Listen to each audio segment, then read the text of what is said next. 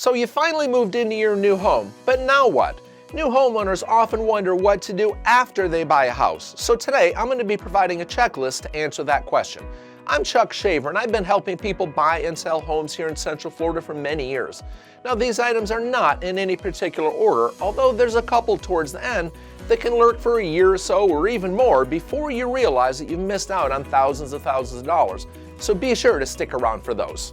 First, be sure to save a copy of your settlement statement and your title insurance policy. Yes, these will just take up a ton of space in your filing cabinet, seemingly wasting space, but your tax professional may need them sooner or later, and saving that title insurance policy could come in handy for a number of reasons. As a real estate professional in the real estate industry for over a decade, I've seen these documents come up big for more than one of my customers over the years. Next, change the locks on your new home. Now, I'm sure that sweet little old lady that sold her home to you, well, she wouldn't hurt a fly. But you don't know about her grandson, her nephew, or maybe the owner before her, whose record just might be a little bit shady. It'll cost you a couple $100 max, but this is really a no-brainer for me after some of the things I've seen over the years. Purchase several air conditioner filters and keep them on hand. I buy 4 or 5 of those babies at a time, and then, when I put them in, I just write the replacement date on the filter so that I know exactly when it needs to be changed. By having several on hand, I can see my inventory coming down and I can purchase more at my convenience instead of running around at the last second when it's completely filled. If you've got a water softener and maybe a reverse osmosis water filtration system, be sure to have them serviced. Take some time to learn about that water softener unless you like orange shirts and socks. Trust me, it's a thing. I always keep 2 extra bags of salt on hand just in case I forget to pick some up from Lowe's or Home Depot. Then at least I'm covered for a few days until I get there.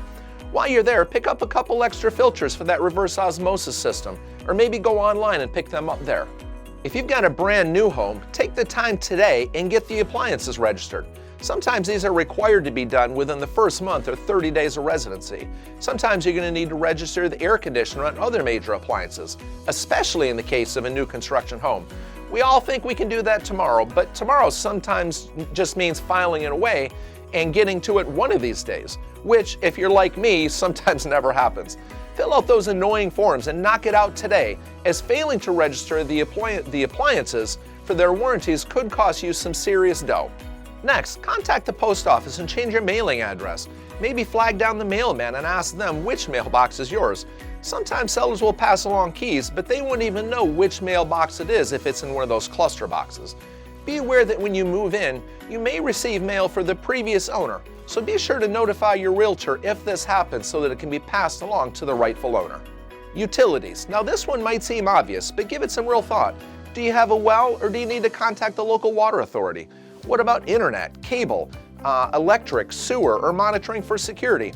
There could even be others. Yes, you'll figure these things out sooner or later, maybe when you try to take your first shower, but doing it sooner rather than later makes living in your new home a much better experience.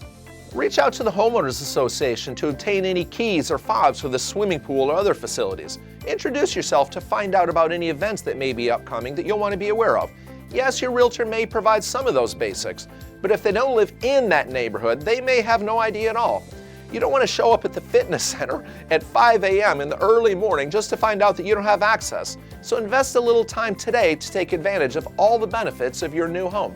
The next one is for those what-if situations. Make a checklist of the contents of your home. Now, I've never done this one. I do something a little different. I take my phone every couple of years and I'll do this walk-around video of everything in my home.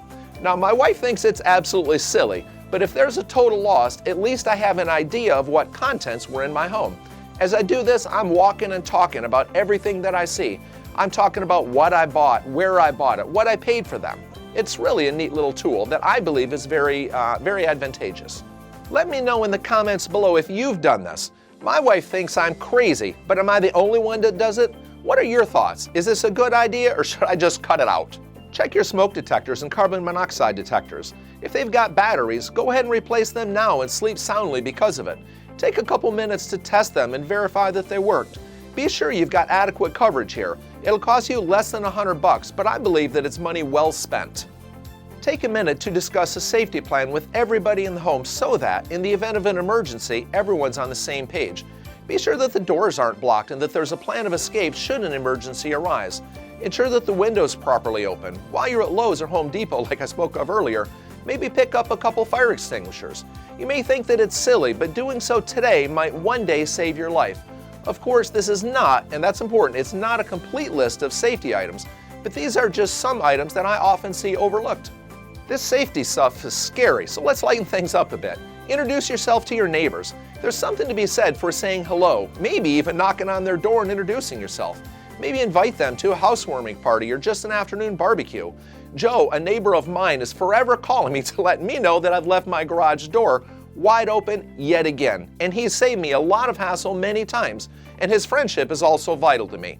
A good neighbor is priceless, and it starts with you. You're the new kid on the block after all. Keeping with this positive theme, take a minute to leave a positive review for your realtor if they took good care of you and went above and beyond what they had to do. So help support them with a small gesture of goodwill. They should still be there for you after the sale with your questions, so don't neglect this small gesture. Speaking of those small gestures of goodwill, if you're finding value here, take just a few seconds to hit that like and the subscribe button and click that little notification bell. It's a huge show of support for this small local channel. Okay, back to business. Your new home looks so clean, but is it really that clean? I've been accused more than once of being an OCD, kind of a clean freak, but what I've learned is that just because something looks clean does not mean that it is clean. Take time before you move in all that furniture and put those dishes down in those cabinets and do a deep clean, maybe with an antibacterial cleaner. Knock it out now and you'll save yourself a good bit of headaches and who knows what else. Next, childproof or pet-proof your home. If you've got a swimming pool, be sure that safety fence and any necessary locks are in place and alarms are properly set. If there's a yard fence, be sure that it's sound. Our beagle, Daisy Mae, well, she managed to wiggle herself out of the tiniest little gap in our fence one time, and that could have gotten real ugly. Fortunately, we had good neighbors, so all ended well. There's another reason to say hello to that new neighbor of yours. Update your driver's license. As I record this, Florida says you've got 30 days to notify the Department of Motor Vehicles to change your address. However, I've got other licenses that give me just 10 days to make the change of address. It's not just to avoid getting a fine either if you get stopped by a police officer. It can also help to establish residency for homestead exemption, which I'm going to be coming to here in a bit. Contact the local tax collector to verify next year's tax bill. This one can be huge, especially if it's a new construction home. Tax collectors charge taxes only on the land if that's all there is. But now there's a home on top of that land, and the government is going to want their taxes for that home too. Lenders and realtors usually are trying to prepare this for you, but it's a small detail that I've seen completely overlooked. A couple years ago, we had this guy that had to come up with $2,500 because he had to pay for the shortage of last year's taxes and escrow taxes for the mortgage company for next year's taxes. It's important to note that resale taxes are often estimates, so your taxes could be impacted as well. Be sure to leave a little cash available if you've got any left, just in case your tax bill does go up and you have to come up with this.